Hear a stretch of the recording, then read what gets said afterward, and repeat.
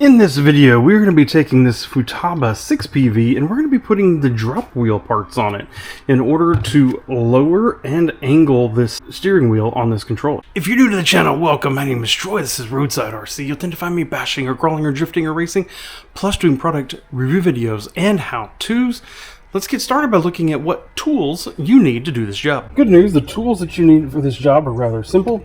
2.5mm nut driver, 1.5mm, had a little flat blade screwdriver, and then something to help you hold your screws, like I have this RC screw and solder mat, and that's all you need. Pretty simple and straightforward, and honestly, except for the screwdriver, the little kit that comes with the controller actually already has hex wrenches in it, so if you don't have the proper tools, then you can use the ones that are included in the bag. Now, the good news is when you buy the controller, all the parts that you need actually come with it, including some additional spares. So in one bag, you have the drop wheel main bracket. This, you'll notice it's not quite straight. It's a little bit angled. That's the 5-degree angle plate. This is the back for the drop wheel. That's all in one plate. There's a spare wheel here. Now, honestly, I don't think we need this. We're just going to reuse the factory one, but it's nice that they give you a spare. In this bag, there's actually a separate little wheel control here. There's a separate throttle. There's a couple tools that pretty much get you this job done, and some spare screws. You don't necessarily need this plate in here. That's if you want to reduce the total throw of the steering, which I don't think I do. It only changes it from 34 to 32 degrees. It's a very small amount, and we're just going to keep using the one that's in there. The first step is to take your 2.5mm driver, hold this wheel, and unscrew this nut that I honestly never noticed was there before. And with that off, the steering wheel just comes straight off.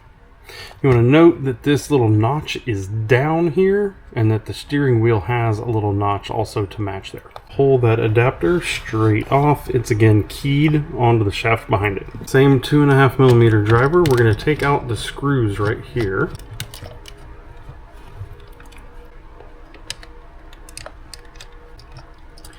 The wheel will now be loose, so you want to be careful. You don't want it to dangle. You don't want it to drop off of those and put weight on those wires. You want to be very careful with it. I'm going to use a small flat blade screwdriver, and I'm going to push down. You can hear it pop, and then that wire comes straight out of there. Using a 1.5mm driver, we're now going to take out 1, 2, 3, 4 screws.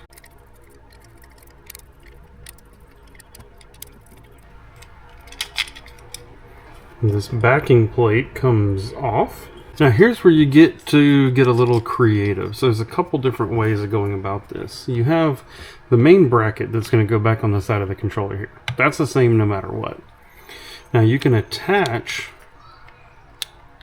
just the drop down and the wheel itself to it.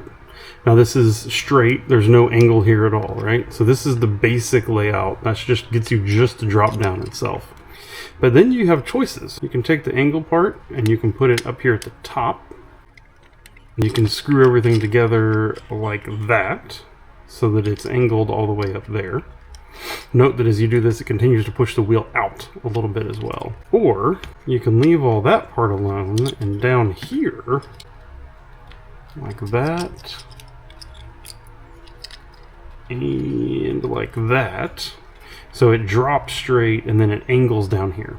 I don't know if it really matters. I don't know if it really matters if you put the angle here or up here. I think at the end of the day, you're going to get the same effect. Maybe if you put it up here, there's a little bit more, not angle, but there's a little bit more physical distance because you're making it like this is more straight in line because you're only angling it here at the end. If you put it up here, it's going to angle it further and bring it further forward. I think I might want to do that. I think I might want to put it in the top. And I think that might make it a little bit easier as well. So the first step that we're going to do is, you notice on this angle, there's 4 extruded parts sticking out there. I'm going to line them up. You'll notice there's actually orientation marks here, which means you can even angle it different ways as well. You don't have to just put it straight up and down. You can kind of have it angled up. You can kind of have it angled down. I'm going to have it angled straight, if that makes any sense. With this controller came these itty bitty little silver screws. Those are the ones that you're going to use to screw this 5-degree adapter onto this main plate. With the 5-degree plate mounted on there, you can then take this cover plate and go ahead and screw it on. Now, be very careful here. These threads just barely go in. You don't want to strip this out. You'll be really sad.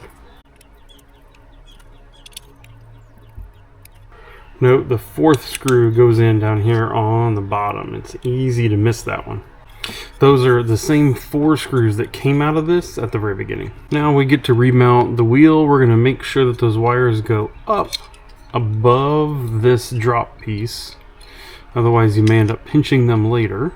Again, lining up the wheel however you want. This can be clocked. We're putting the 4 screws back in it. These are the ones that we took out of it earlier.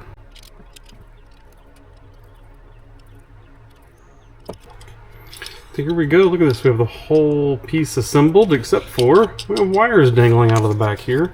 And that's what this bottom rear cover is for. Now, I don't see any screws. It looks like this just pops in.